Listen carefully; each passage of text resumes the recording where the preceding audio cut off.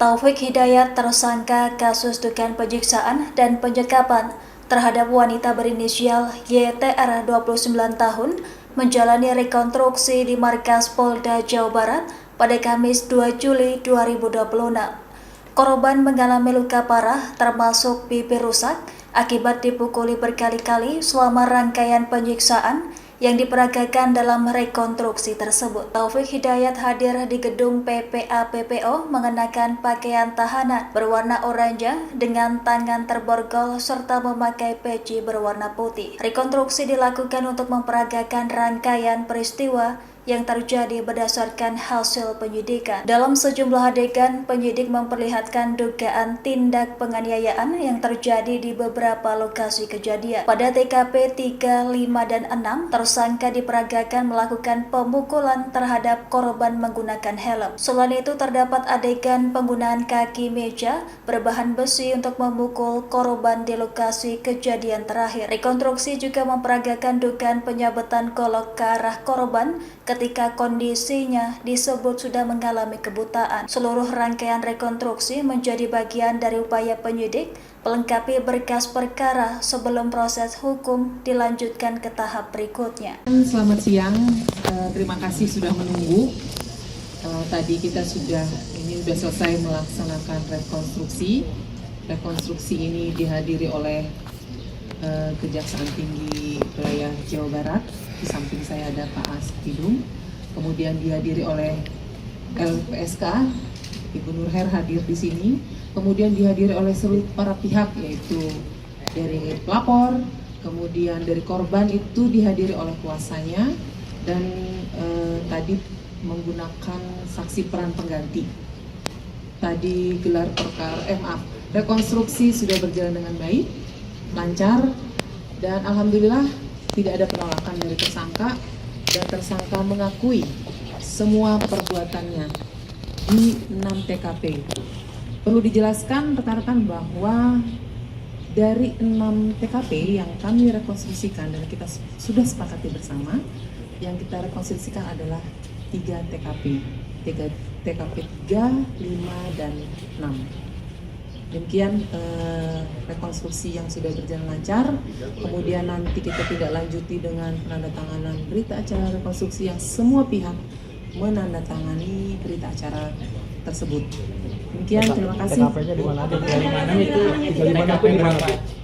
Karena 3 TKP itulah yang menjadi sentral poin penting terjadinya penganiayaan dan penyekapan. Kalau TKP 1 dan 2 memang terjadi, 1 belum, yang kedua masih ya penganiayaan dengan tampar-tampar gitu aja lah. Tapi mulai TKP 3, 5, dan 6 di situ mulai terjadi penganiayaan berat. Kalau TKP 3 itu sudah mulai terjadi penyekapan sampai TKP terakhir di TKP 6. Boleh disebutkan TKP-nya Bu dan dalam rentang waktu kapan saja itu? Kan kemarin sudah ya dirilis kemarin, tapi kita nggak bisa terlalu rinci menyebutkan TKP-nya. Yang jelas di wilayah hukum Jawa Barat, Kabupaten, dan yang terakhir itu yang ada temuan TKP itu di Ciwaru dan yang terakhir di Cinunuk. Total berapa adegan? Total tadi 21 adegan. Rekonstruksi soal kekerasan seksualnya nggak?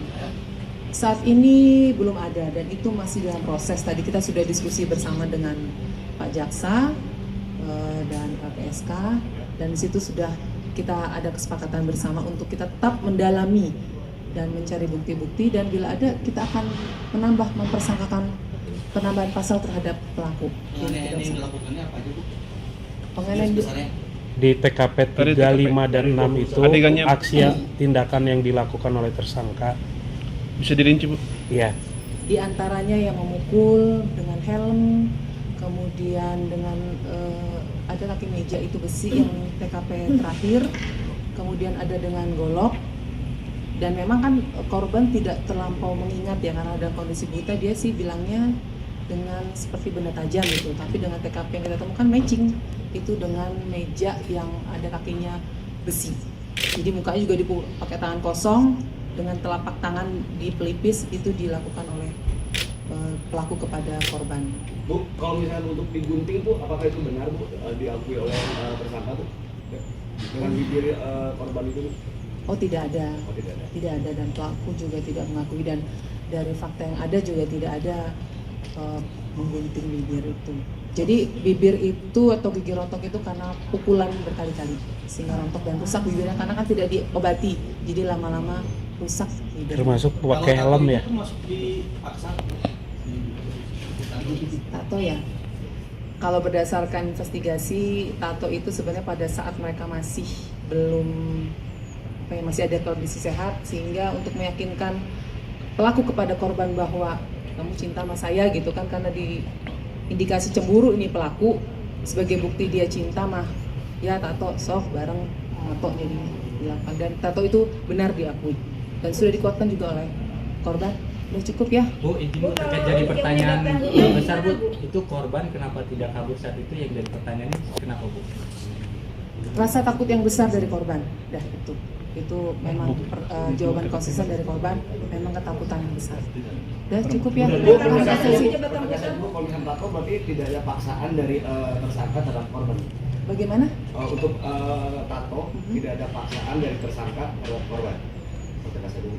Tidak ada paksaan, namun dengan kondisi seperti itu tentunya korban mau tidak mau mengikuti ya, karena kan takut dipukul. Walaupun memang secara lisan tidak ada paksaan, tapi kalau kita melihat kondisi psikis ya pasti ada ketakutan, kalau menolak pasti dilakukan kekerasan terhadap korban.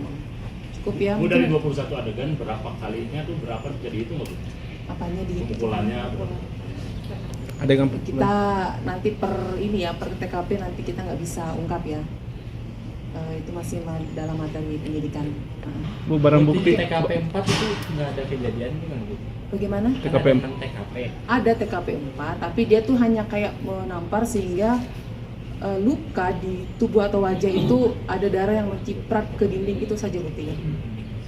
Katanya tersangka ini sempat memberikan obat dari apotek itu, rasa ketakutan tersangka terhadap korban meninggal atau gimana Bu? Betul ya, di samping dia karena lagi sadar gitu ya, dia takut mungkin korban meninggal, makanya dia membeli obat, mengobati sendiri. Mungkin demikian cukup ya, ada tambahan dari Pak As. Paling parah pemukulan atau Dari 3, yaitu 3, 5, 6. Itu semua. itu dalam pengaruh miras berarti Bu? Dalam Ada yang pengaruh dia miras, ada yang juga tidak. Ada tambahan Pak As? Oke, terima kasih Bu Dir. Selamat siang teman-teman semua. Alhamdulillah tadi telah dilaksanakan rekonstruksi dengan lancar. Kami dari tim jaksa peneliti juga sudah mengikuti rekonstruksi dengan formal. Kemudian setelah rekonstruksi juga kami masih diskusi juga dengan teman-teman penyidik. Saya harap barangkali dalam tidak waktu yang lama